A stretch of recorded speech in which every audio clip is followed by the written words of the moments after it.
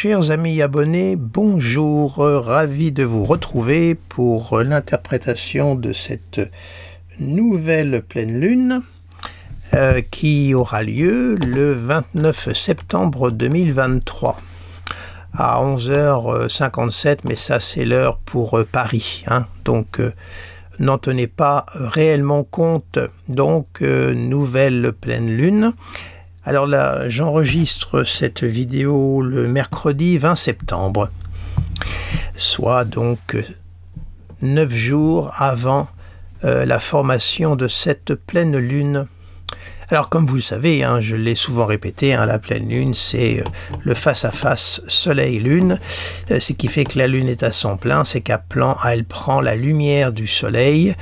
Hein, elle capte, elle reçoit en effet miroir la lumière du soleil et donc la pleine lune là est à son plein, hein, comme son nom l'entend. Elle est à son plein rayonnement et la Terre est au centre. Voilà, c'est un alignement, grosso modo. Alors là, nous voyons que la pleine lune va prendre son essor dans le signe du Bélier, qui est un signe de feu, et qui a pour planète maîtresse la planète Mars. Donc nous avons une pleine lune flamboyante, une pleine lune ignée, et une pleine lune plutôt, je dirais, énergique, dynamique, combative, à la limite même agressive.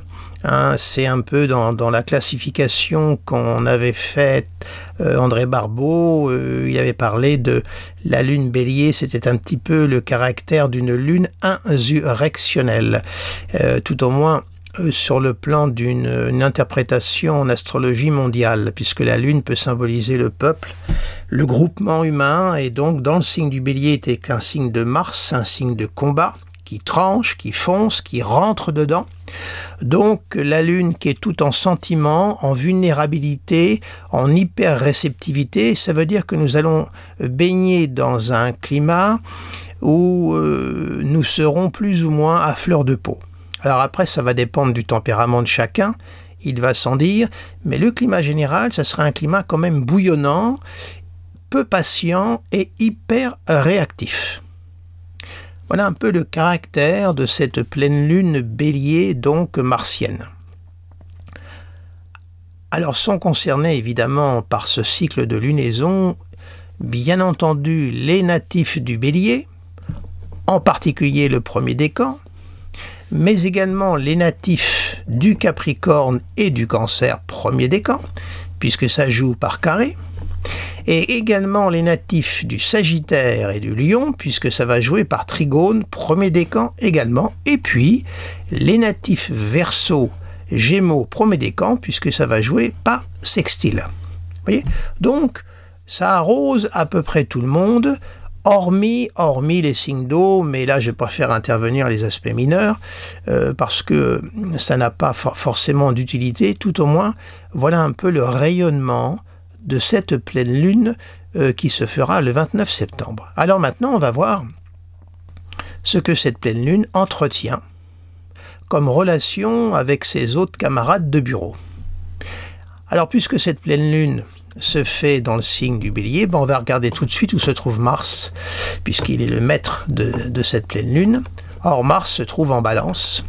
Il est quand même conjoint à l'axe des nœuds, vous voyez, il est conjoint vers le sud, on a un Mars Balance. Alors c'est intéressant parce que, au fond, là, la lune, la pleine lune, là, se fait à 6 degrés, mais le pas de la lune, c'est 1 degré toutes les 2 heures, donc très très vite, nous allons avoir l'opposition lune-Mars qui va se former très rapidement. Là, on a 16 degrés, donc c'est 1 degré toutes les 2 heures, vous voyez, vous multipliez donc par 2, on va dire que dans les heures qui vont suivre, enfin les heures, oui, les 32 heures qui suivront, nous aurons une opposition Lune-Mars. Donc on peut vraiment dire que cette pleine lune a un caractère martial.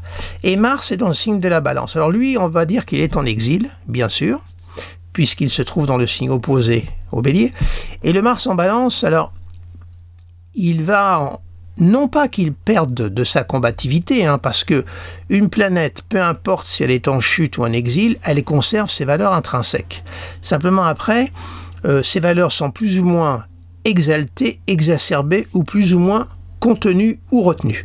Là, le Mars en balance, il est au service de Vénus. C'est parce qu'il est dans le signe de la balance. Hein.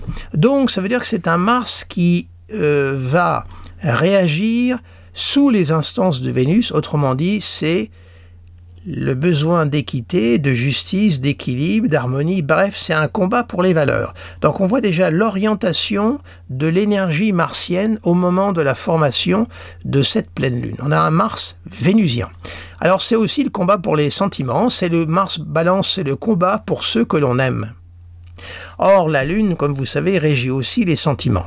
Donc on a là une orientation martienne avec le soleil qui est évidemment en balance forcément puisque c'est une pleine lune, on a une opposition soleil-lune, tout ceci c'est la mécanique céleste, mais ce Mars-là marque la nature des engagements, la nature du combat que l'on va mener et également sur le plan collectif. Alors puisque Mars, lui, est dans le signe de la balance, il est donc sous la maîtrise de Vénus, alors on va positionner Vénus immédiatement pour voir quelle relation elle entretient. Or, Vénus est dans le signe du Lion, et voilà les aspects qu'elle forme. Elle est au sextile de Mars, semi-carré Soleil et sesquicarré à la Lune. Donc on a là une pleine Lune qui joue par incidence sur Vénus. Hein. Voilà le ciel, la pleine Lune, voilà, qui est reliée. Il y a là ce que j'appelle, dans mon jargon, l'équerre ou alors le coup près. Hein, voilà. Opposition relayée par un semi-carré et un sesquicarré. Axe de grande tension quand il y a cette figure qui est complète.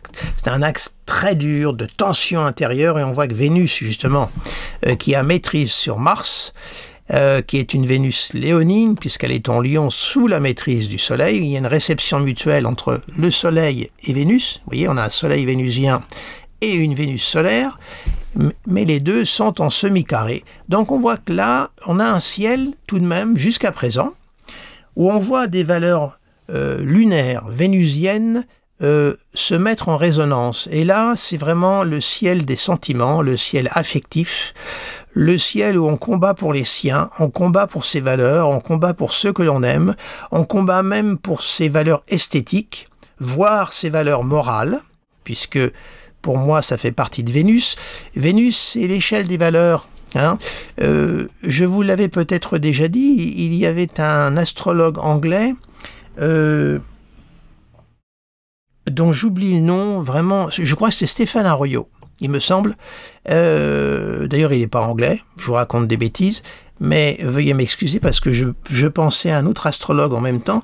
Je crois que c'est lui qui avait comparé Vénus et très justement à un miroir à main. Vous savez, le miroir que jadis qu'on avait, vous savez, on le prenait en main et on se mirait dedans. Vous voyez, donc, il y a l'aspect narcissique de Vénus dans cette comparaison, mais aussi le fait qu'on se mire, c'est-à-dire c'est le face-à-face avec soi-même. Donc c'est la défense également de ses propres valeurs, valeurs morales, valeurs esthétiques, etc., etc. Donc on voit très bien l'ordonnancement, le démarrage de cette pleine lune, qui est donc une pleine lune de cœur, une pleine lune de sentiments, mais en même temps ce n'est pas une pleine lune de tout repos, parce que c'est une pleine lune qui monte au créneau et qui réagit. C'est pas la pleine lune qui se met dans un petit coin, qui se terre et qui se tait. Au contraire, elle est hyper réactive, cette pleine lune. Alors maintenant, on va continuer à développer ce ciel. On va positionner Mercure, parce que c'est l'agent de liaison, hein, Mercure. Hein. C'est le grand communicant, comme l'on dit. On a Mercure en Vierge, qui est redevenu direct, hein, comme vous le savez. Il est en Vierge et il forme un semi-sextile à Mars. Mercure est en Vierge, il est dans son signe, il y est très bien. Donc tout ce qui va être de l'ordre de la réflexion, de la communication, de l'élaboration, de la minutie intellectuelle est parfaitement soutenu. Relayé à Mars, il y a une très belle énergie qui circule entre Mercure et Mars. Ce Mercure-là, donc, est propice, comme je viens de vous le dire, à l'approfondissement. Il est bon aussi pour la communication, bien sûr. Il vient, je dirais, soutenir ce ciel qui est pour l'instant assez, je dirais, directif et dynamique et mouvementé. Et Mercure vient apporter sa note de réflexion, sa note de recul. Il vient quelque peu tempérer ce côté très effervescent déployé par cette pleine lune. Alors maintenant, on va positionner la première des lentes, c'est Jupiter qui est en Taureau. Voilà, Jupiter est en Taureau et Jupiter est justement au trigone de Mercure. Certes, c'est un trigone séparant, hein, parce que Mercure va avancer et le trigone va se défaire assez vite dans les 2-3 jours qui suivent, mais au moment de la lunaison, on a un trigone Jupiter-Mercure, donc on a là, comment dirais-je, une exigence. Mercure-Jupiter en signe de terre, c'est de l'exigence intellectuelle. On place la barre haut, on veut être impeccable. Jupiter, c'est les honneurs. En même temps, c'est le droit, la légalité. Donc, on voit qu'il y a un rapport entre la pensée et la légalité, les honneurs. Alors, c'est très bon si vous avez des projets à défendre. Par exemple, pour ceux qui écrivent, les auteurs, ben, c'est le moment d'envoyer votre manuscrit, là. Ne perdez pas de temps. Envoyez votre manuscrit. Mercure est redevenu direct, donc il n'y a pas de souci. Il est en Vierge et il est au trigone de Jupiter. Donc ne perdez pas de temps, par exemple. Adressez votre manuscrit. Si vous avez des démarches à faire, des dialogues, enfin des convocations, profitez-en. Profitez-en encore. Ce Mercure est bien soutenu. Là, on continue. On va poser Saturne.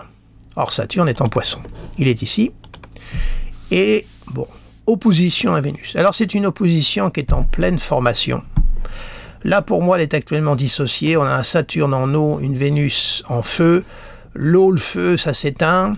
C'est une opposition qui est en formation. Alors, elle est marquée parce qu'on a l'orbe de l'opposition, mais c'est une opposition qui s'éteint. L'eau et le feu, donc je dirais que je la minore.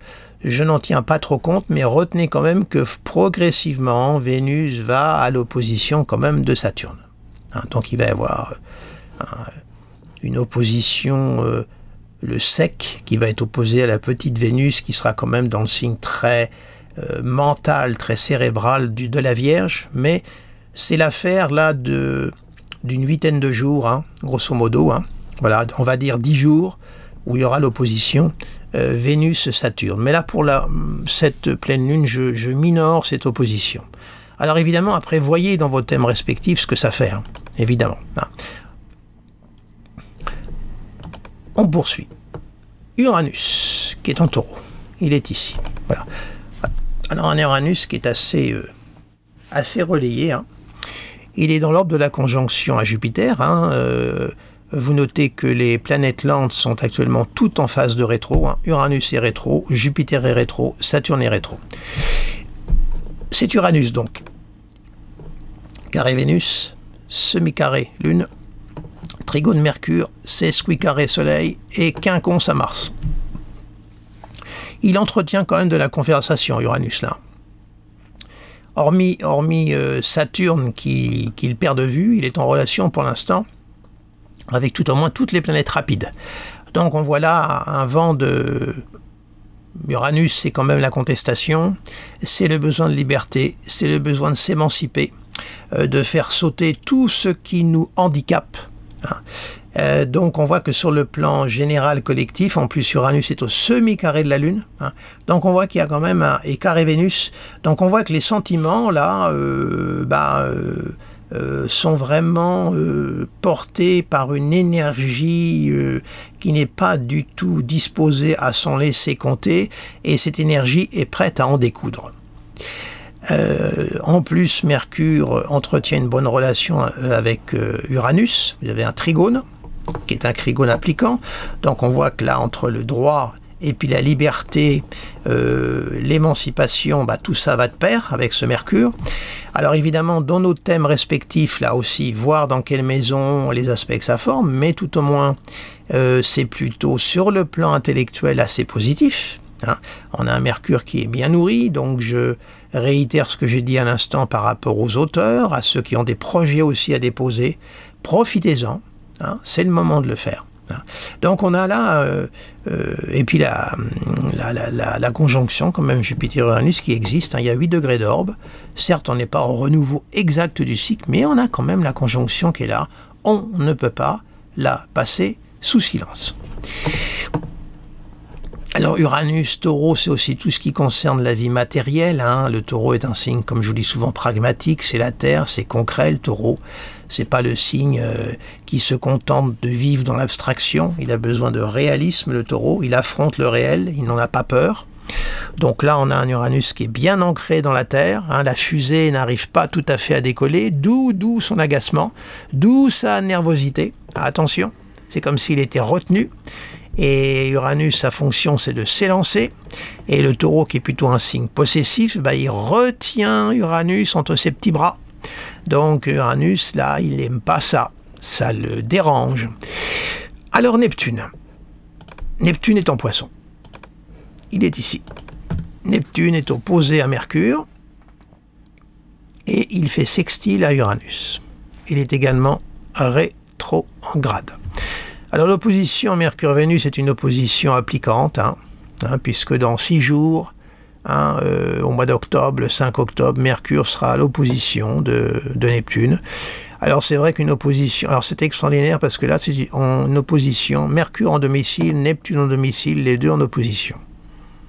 Alors si on se reporte aux anciens astrologues, qui nous ont légué quand même un héritage extrêmement important, si on se reporte à Morin de Villefranche, une opposition qui met en relation deux planètes qui sont en domicile, cette opposition devient une force. Parce que les deux planètes qui sont dans leur signe d'élément se renvoient leurs forces réciproques. Donc cette opposition Mercure-Vierge, Neptune-Poisson est très forte. C'est une opposition qui se nourrit. On a l'idéalisme, l'utopie, et on a l'hyperréalisme et je dirais le rationalisme. Là, on est dans le... Je dirais qu'ici, on est dans le médecin allopathe, Mercure Vierge, et là, on est chez l'homéopathe, Neptune en Poisson. Les deux se font face. Il y a un jeu d'alternance de la terre et de l'eau. Alors, tout dépend après. Comment on va, si vous voulez, vivre cette opposition. Soit on va en faire une force, vous savez que pour moi les oppositions ce sont des alternances, soit on en fait une force, ou soit on est dans ce balancier. Un coup on est dans le monde de l'illusion, du rêve, puis d'un seul coup on a un rappel à la réalité qui nous ramène au sol. Vous savez à quoi ça me fait penser, cette opposition Mercure-Neptune, à cette... dans une saison en enfer, Arthur Rimbaud écrit... je vous le cite de mémoire, donc veuillez me pardonner si j'écorche, et puis mon cher Arthur, si tu m'entends, ne m'en veux pas trop. Moi qui me suis dit mage, mage ou poète dispensé de toute morale, possédant des dons. Ah là là, je suis en train de vous écorcher la citation. Je vais vous la formuler par écrit parce que je trouve ça insupportable, mais ça me vient spontanément. Tout au moins, Rimbaud dit « Moi qui pensais posséder des pouvoirs extraordinaires, magiques, supérieurs, je suis rendu au sol avec une réalité rugueuse à étreindre et un devoir à accomplir. » Voilà, c'est-à-dire que c'est la grande chute, la grande désillusion. Cette opposition-là, Mercure-Neptune, me fait penser à cela. Donc tout dépend comment chacun d'entre nous, va vivre cette opposition et regardez-la bien dans vos thèmes respectifs. Mais cette opposition-là, elle a quand même une résolution. Regardez, c'est Uranus. Vous voyez, Uranus est au trigone de Mercure. Regardez, on a l'opposition Mercure-Neptune qui trouve sa résolution avec Uranus. Uranus forme le sextile et le trigone. Donc Uranus, lui, c'est la résolution dialectique ou la porte de sortie. Et Uranus, c'est aussi du concret. Donc on voit que les forces plutôt rationnelles, concrètes, tendent à l'emporter sur les forces de dilution, l'évasion, l'utopie, et on s'évade. Donc on voit que là, il y a... C'est-à-dire que là, on a, avec cette configuration-là, la possibilité de concrétiser nos idéaux, nos rêves. C'est-à-dire que là, c'est une configuration qui peut rendre l'utopie possible. Comme on dit, l'utopie d'aujourd'hui sera peut-être la réalité de demain. Donc on a quand même cette configuration-là qui est très, très constructive pour moi. L'opposition Mercure Vierge, Neptune Poisson, relayée par le sextile d'Uranus et le trigone d'Uranus. Donc c'est très très constructif. Uranus, c'est aussi la capacité d'aller de l'avant, hein, le futur, la demande aussi de nous remettre en question, hein, de faire du neuf. Uranus, c'est tout sauf le passé. Hein. Donc on a le dieu du ciel, Uranus, et Poséidon, le dieu de la mer, qui sont en relation entre eux. Hein. Donc c'est plutôt une configuration, si on sait vraiment l'utiliser, qui est plutôt un très très beau levier. Alors après, sur le plan collectif, c'est une autre histoire. Ça peut être, c'est vrai, ça peut donner des groupes humains qui se retrouvent, portés par un idéal, et qui, en vertu de leur cohésion interne, auront la possibilité peut-être de donner du sens et une structure à leur idéal. On va positionner le dernier des derniers, c'est Monsieur Pluton, qui est en Capricorne. Il est piqué là.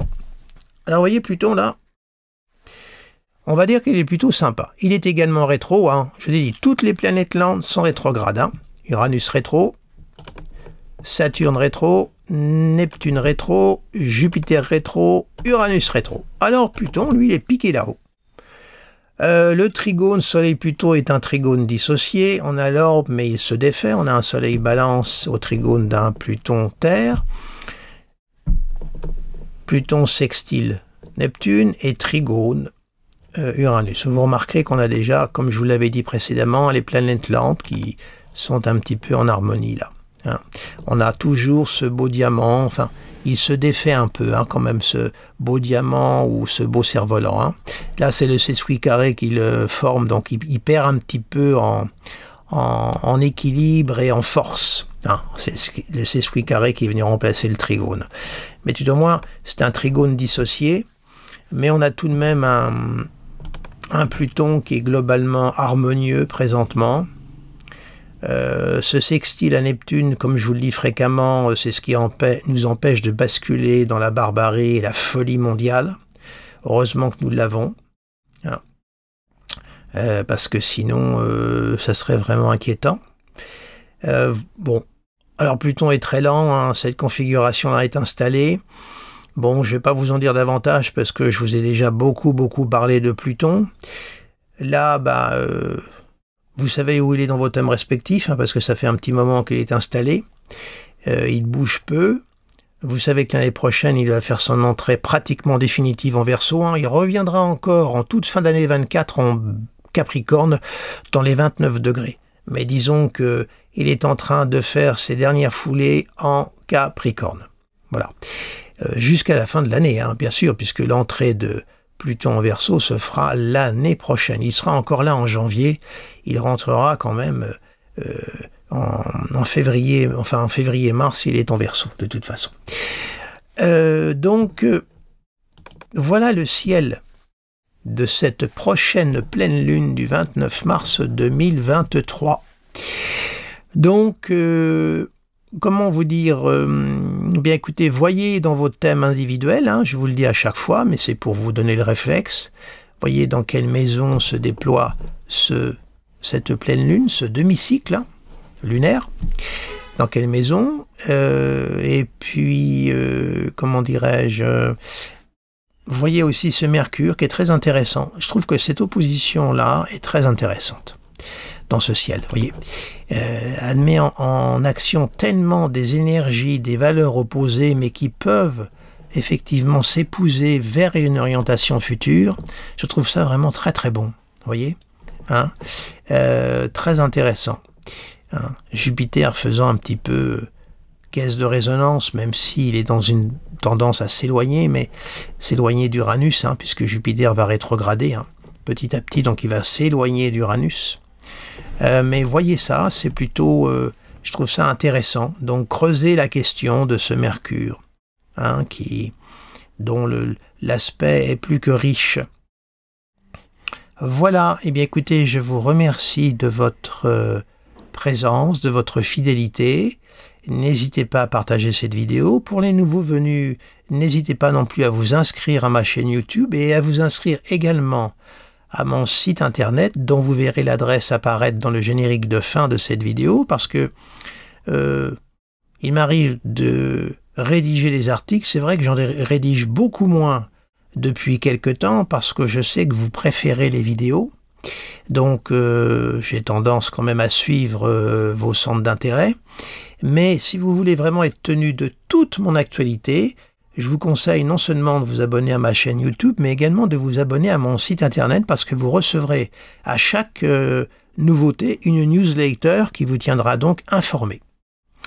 Voilà, eh bien écoutez, sur ce, je vous souhaite une agréable journée et je vous dis à très bientôt. Au revoir.